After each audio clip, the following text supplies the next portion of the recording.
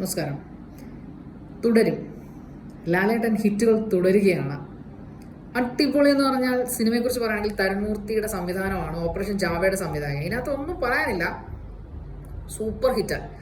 വേറൊന്നുമല്ല, എമ്പുരാനൊക്കെ ഇതിന്റെ മുമ്പിൽ മാറി നിൽക്കും. പെർഫോമൻസ് മീൻസ് അഭിനയത്തിന്റെ മികവിൽ ഓരോ കഥാപാത്രങ്ങളും ഒന്നൊന്നിനും മികച്ചതാക്കിക്കൊണ്ടുള്ള, പിന്നെ direction and screen play and background. Jakes Bijoy, you are summer Superman.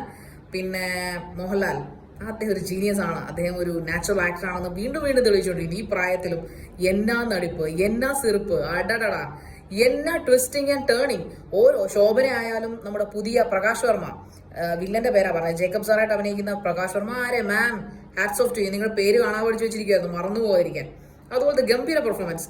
വിത്ത് ഫാമിലിയോടുകൂടി പോകാൻ ദൃശ്യത്തിന് ശേഷം പറ്റിയ ഒരു കിണ്ണം കാച്ചി പടം. Definitely watch in theatres.